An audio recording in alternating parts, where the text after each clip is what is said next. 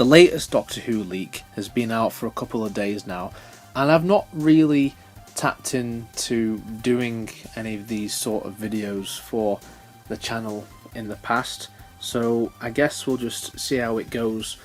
For the time being, if you're new to the channel, then give this video a like and subscribe for many more Doctor Who related content.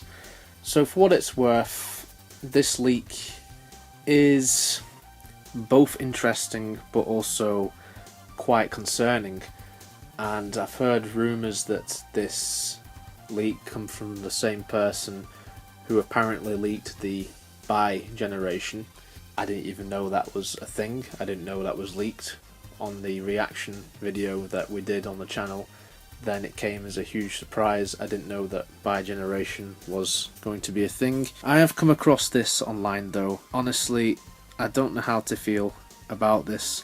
There's some leaks regarding Series 15 and there's some leaks regarding the spin-off series, The War Between the Land and the Sea, which honestly is like the longest title in the world. These leaks can be taken with a pinch of salt. It could also be potentially spoilery for upcoming episodes of Doctor Who. So at time of recording, this could be a huge spoiler for the future of the programme. So if you want to click away, you can do so now. These spoilers include Ruby not travelling with the Doctor for the majority of the season. She'll appear throughout, including a Doctor Light episode where she'll be working with Unit, and she and the Doctor will feature in the finale. This sounds a bit shit. The series will include one returning monster, but no Daleks or Cybermen. I would be fine with the no Daleks or Cybermen, and to be honest, a returning monster is an idea I don't really hate. We're kind of getting that in the Christmas special because it's more or less being confirmed that we're getting at least one Silurian, but if we're getting more when Series 15/Season 2 comes out in 2025, and it is one that we've not had for a good while, then that's completely fine with me. The next season will continue to lean into fantasy. Yeah, that's more or less a given. Episode 2 will take place in 1950s Miami with a focus on the paranormal. There have been set photos which have come out which show a 1950s setting, so that's probably the episode they're talking about.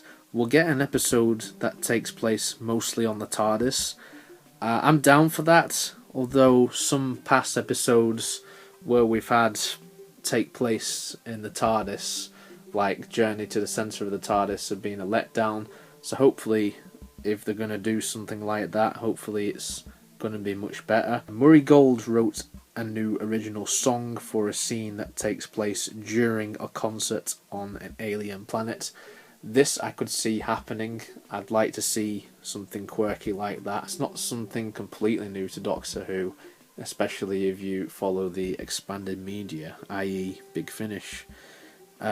Jonah Hauer-King will be playing Mrs. Flood's grandson. Okay, that's a bit of a random thing. Mrs. Flood will be the central antagonist for the finale. It will involve her reshaping time and trapping the Doctor. It doesn't really sound original, but then again, sometimes Doctor Who isn't all that original. This is one which pisses me off. Mel will die in the finale, sacrificing herself to save Ruby and Belinda. Belinda, of course, is the new companion who will be appearing in this next series. This will then leave the Doctor wanting to somewhat distance himself from humanity, fearing that he puts too many people in danger. I just find it really bizarre if they're going to kill Mel off. I think it would be quite stupid, especially since this is a character who's now more or less a legacy character. To suddenly kill her off so soon after bringing her back, I feel would be really foolish. I hope this doesn't happen, But then again, if it does happen and it's handled very well, then I might change my mind. But for now, this sounds like a really bad idea. Goes on to talk about the war between the land and the sea, and obviously that will not feature the Doctor. The whole point in the spin-off is to show what Earth does without the Doctor being around, just like how we had with Torchwood and with the Sarah Jane adventures. It will be revealed that the Master is now a prisoner of UNIT. I mean, that's not really original, especially if you follow the classic series. He will be forced to help with the Sea Devil situation, finally giving him the chance to be the hero, kind of similar to Loki. Now, I'm going to briefly touch upon Loki. I really like Loki. I like the TV series. Me and my girlfriend watched both seasons on Disney Plus. Really great show, and to us, Loki is one of the best characters from the MCU. But Loki's not the Master. I just can't buy into this. And the other thing which is mystifying, which this leak goes on to say, is that the Master will be played by Russell Tovey. Midship from Frame is going to be the Master.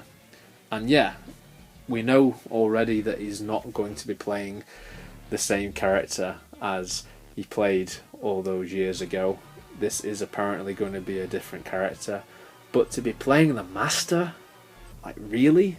I'm more on the side of the fence who wants to see people like Sacha Dhawan come back and have another crack at the role, because I think he was really good.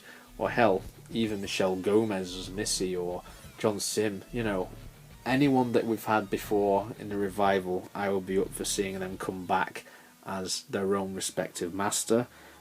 To have Russell Tovey come back to play a different character after playing a character years ago, and then that character be the Master, it just doesn't really sit well with me.